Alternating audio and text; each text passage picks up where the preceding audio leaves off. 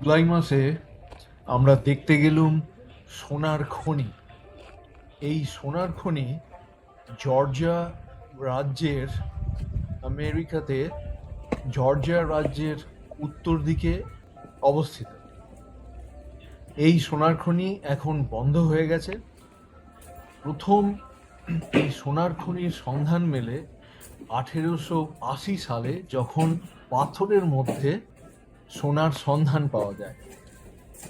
তারপরে অনেক হাত বদল করে এই সোনার খনি 2000 সালের প্রথম দিকে, মানে 2000 দশকের প্রথম দিকে অনেক সোনা এখান থেকে পাওয়া গেছিল। এবং যখন এই সোনার খনি থেকে অনেক সোনা পাওয়া যেত, তখন এটা মিসিসিপি নদীর পূর্ব দিকের সবচেয়ে বড় সোনার খনি ছিল। এখানে সোনা ছাড়াও আরও এই ধরনের বিভিন্ন রংচঙে পাথর পাওয়া যায়। এবং এদের যে প্রধান জায়গাটা, মানে এই সোনার খনির ওপরে ওরা একটা এরকম দেখার জায়গা তৈরি করেছে একটা ঘরের মধ্যে। তো সেইগুলো বিক্রি হয়। তো প্রথমে সেখানে গিয়ে তারপরে আর টিকিট কাটার পর আমাদেরকে হাতে এরকম থালা দিয়ে আর বালি দিয়ে বললো এরকম চেলে চেলে ধুয়ে ধুয়ে এর থেকে আস্তে আস্তে যেটুকু পারা যায় সোনা বের করতে হবে। এই যে দেখা যাচ্ছে ভাই বের করছে, প্রথমে মা করলো, ভাই এবার দাদা বের করার চেষ্টা করছে। এরকমভাবে আস্তে আস্তে সোনা, যেহেতু ভারী, সোনা নিচের দিকে চলে যাবে। উপরের বালিগুলো ধুয়ে গেলে তাহলে নিচে সোনা পড়তে হবে। এই যা ভাইয়ের যেটা মুশকিল হলো সেটা হলো ভাই ভাইয়ের সব বালি ধুয়ে জলে চলে গেল। এবার দেখা যাচ্ছে দাদার এখনো বাটিতে বা থালাতে সেই বালি রয়েছে, মায়ের রয়েছে, চালার চেষ্টা করছে। এই যে মা ওপর থেকে বালিটা ধুলো, হ্যাঁ, কিন্তু ভাই সেই ভিকিরির মতন খালি থালাটা নাড়াদাড়ি করছে। তো ভাই কেস খেয়ে গেছে এখানে। তো কি আর করা যায়?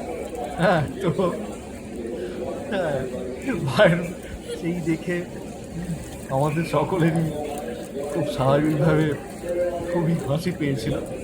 কারণ কথা ছিল ভাইয়ের তো কান্নার অবস্থা। হ্যাঁ, কথা ছিল এই বালি তারপরে আবার ওদেরকে নিয়ে গিয়ে দেওয়ার, ওরা তার থেকে সোনা বেচে দেবে। তো এরকম ছোট ছোট জায়গায় ওরা টিউবের মতন জিনিসে, প্লাস্টিকে, তাতে জল আর একদম ছোট্ট সোনা, মানে পিঁপড়ের খাবারের থেকেও ছোট। তো ওদেরকে জিজ্ঞেস করলাম তোমাদের চোখে পড়ে এগুলো কি করে? তো ওরা তখন বললো এগুলো সমস্তই অভ্যেসের ব্যাপার। তো আমি তো কিছুই বুঝতে পারিনি। তো সে যাই হোক, এখানে আরও, মানে ওই ওদের দোকানটার আরও অন্যদিকে এই সব শোকেসে ওরা এগুলো সব সাজিয়ে রেখেছে বিক্রির জন্য। এবং ওদের ওখানে আরও বাড়তি টিকিট কেটে মানুষ, ওই যে মা দেখা যাচ্ছে ওখানে দাঁড়িয়ে রয়েছে, হ্যাঁ, ধান্দা করছে যে কি নেওয়া যায় কি নেওয়া যায়। হ্যাঁ, তো ওদের ওখানে আরও টিকিট কেটে অন্যান্য পাথর ঠাথর অমুক তমুক ওরকম নদীর জল আসছে সেখান থেকে। এই যে মা বলছে যে এই জিনিসগুলো দেখাও, কি সুন্দর দেখতে লাগছে। তো সেই মানে কিছু আছে যেগুলো এখানকার এদের, আবার কিছু আছে যেগুলো বাইরের দোকানেও পাওয়া যায়। দেখা গেল যে প্লাস্টিকের জিনিসপত্রগুলো, ওখানে ভাই এবং দাদা দেখলুম আমরা গম্ভীরভাবে এই সমস্ত জিনিসপত্র দেখছে। হ্যাঁ, তো এই দেখার ওখানে আরও এই সমস্ত সব জিনিস ওরা সাজিয়ে রেখেছে। তো এইগুলো হয়ে যাওয়ার পর এবার আমরা যে ঘরটায় গিয়ে দেখতে পাবো যে দাদা, ভাই এবং মা ওখানে ওখানে বসে থাকবে। ওখানে আর কি বসে আমাদের অপেক্ষা করতে হবে, মানে যতক্ষণ না ওরা আমাদেরকে মাটির নিচে নিয়ে যাচ্ছে খনিতে, ততক্ষণ ওই ঘরটায় আমাদেরকে বসে, এই যে ঘরটায় আমরা ঢুকছি, এই ঘরটায় ওরা বিভিন্ন জিনিস সাজিয়েও রেখেছে। যে আগেকার দিনের সেই সব কাগজপত্র, তারপরে আমরা দেখতে পাবো এখানে সেই হাতে ব্যবহার করার মতন কিছু যন্ত্র, যেগুলো দিয়ে ওরা খুঁড়ে, মানে পাথর ফাটাতো বা খুঁড়ে খুঁড়ে আহ, আহ, সেই সোনা দানা বের করতো। এই সময় সব হাতুড়ির টুকরো, মুক্ত মুখ, এগুলো সব এখানে ওরা ভালো করে সাজিয়ে রেখেছে। এবং এইগুলো হলো বারুদের বাক্স, এই যে ডায়নামাইটের আমরা দেখছি সেই আগেকার দিনের, হ্যাঁ, এই সমস্ত বাক্স ঠাক্স অমুক তমুক, এই যে সলতে, এই সমস্ত, এই যে ডায়নামাইটের এই যে পাইপের মতন সরু জিনিসগুলো, এগুলো সব ওরা এখানে সুন্দর করে সাজিয়ে রেখেছে লোকজনের। তো একটা জিনিস যেটা বলা দরকার সেটা হলো যে এই এখান থেকে যে সোনা পাওয়া গেছিল সেই সোনা এই জর্জিয়ার যে ক্যাপিটাল বিল্ডিং রয়েছে, মানে যেখানে জর্জিয়ার সমস্ত আইন কানুন, এই যে দাদা ভাই মা এরা সব বসে অপেক্ষা করছে, হ্যাঁ, এই যে ভাই এখানে টিউব থেকে এবার সোনা দেখার চেষ্টা করছে। তো এবার আমাদেরকে ভেতরে নিয়ে গেছে। তো যেটা বলছিলাম যে ওই ক্যাপিটাল বিল্ডিং এর মাথায় যে সোনার ছাউনিটা আছে, একটা অনেক বড় জায়গা জুড়ে ওরা সোনা দিয়ে ওটাকে বাঁধিয়ে রেখেছে, সেটা সেই সমস্ত সোনাটা এটা কিন্তু এসছিল এই এই সোনার খনি থেকেই। হ্যাঁ, তো এখনো ওখানে আহ, খুব কম সোনা পাওয়া যায় এখন। প্রধানত ওরা এইটাকে এই মানুষজনের দেখার জন্যই এরকম রেখেছে। তো এই যে মাথার উপরে লেখা রয়েছে শাল ঠাল, এবং এই এখান দিয়ে আমাদেরকে আস্তে আস্তে নিচে, এই যে 1898 সাল লেখা রয়েছে, তো এখান দিয়ে আস্তে আস্তে আমাদেরকে নিচে নামিয়ে নিয়ে যাচ্ছে। তো ওপর থেকে একদম নিচে পর্যন্ত, সবচেয়ে নিচে যে পর্যন্ত জায়গাটা, সেই জায়গার এই দুটোর মধ্যে উচ্চতার পার্থক্য হলো 200 ফুট। তো কিছুটা এরকম র্যাম্পের মতন এরকম আস্তে আস্তে এরকম নেমে যাওয়া যায়।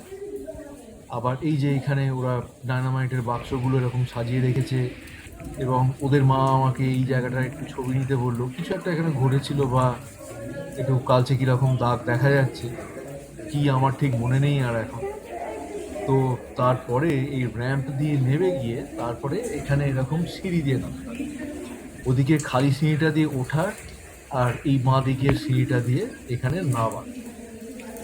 তো এই আমরা যতক্ষণে যাচ্ছি, আমাদের যিনি যে ভদ্রমহিলা গাইড ছিলেন, সেই ভদ্রমহিলা আমাদের বিভিন্ন গল্প বলছিলেন যে কোথায় কি অমুক তমুক সেই সমস্ত ব্যাপার স্যাপারগুলো। তো তার মধ্যে একটা গল্প ছিল যে এখানে যারা খনির মজুর, আচ্ছা এই খনির মজুর এই ধরনের জিনিসগুলো দিয়ে ওরা ওই দেয়ালে গর্ত করতো যাতে সেখানে ডায়নামাইটগুলো ঢোকানো যায়, এই গর্তগুলো, এবং এই গর্তগুলো প্রচুর লম্বা হয়, মানে লম্বা মানে প্রচুর গভীর আর কি।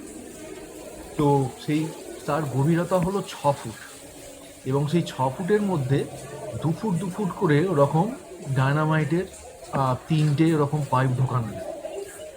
তো এখানে যারা কাজ করতো সেই মজুররা, তখন তো এত আলো ছিল না, অন্ধকারেই সেই মজুররা দিনে 12 ঘন্টা করে কাজ করতো সপ্তাহের রোজ, এবং অন্যদের থেকে তাদের মাইনেও বেশি ছিল। আর এইখানে ওদেরকে সমানে জল পাম্প করতে হতো, এই যে এই কাজটা ছিল বাচ্চাদের কর, এবং সেই বাচ্চারা দিনে 35 পয়সা করে পেত। তখনকার দিনে সেটা অনেক, তো এই খনি মজুর যারা 12 ঘন্টা এরকম কাজ করতো, তারা কত 70 পয়সা না 90 পয়সা কত একটা তারা পেত, যেখানে সাধারণ মানুষ 12 ঘন্টা কাজ করে 35 পয়সা পেত, তারা 90 পয়সা, সুতরাং অনেক। তো ডায়নামাইট লাগিয়ে এই ছোট ঘরটায় এসে 3 মিনিট ওদের হাতে সময় থাকতো, এই ছোট ঘরটায় এসে ওদেরকে লুকিয়ে পড়ত যাতে করে তাদের কোনো ক্ষতি না হয়। তো যে ঘরটায় নিয়ে গেছিল সেই ঘর থেকে এইটুকু জায়গার মধ্যে দূরত্ব এমন কিছুই ছিল না, কিন্তু তাও তাদের আসতে সময় লাগতো, কারণ তখন অন্ধকার ছিল, এবং ওই ডায়নামাইট লাগানোর ব্যাপারটাও খুব ভয়ঙ্কর, মানে একটু বেশি ঘষে গেলে ফেটে যাবে, আবার একটু বেশি মোমবাতির আলো কাছে নিয়ে গেলে সে গরমে মানে ফেটে যাবে। তো খুব মারাত্মক অবস্থায় তারা কাজ করতো।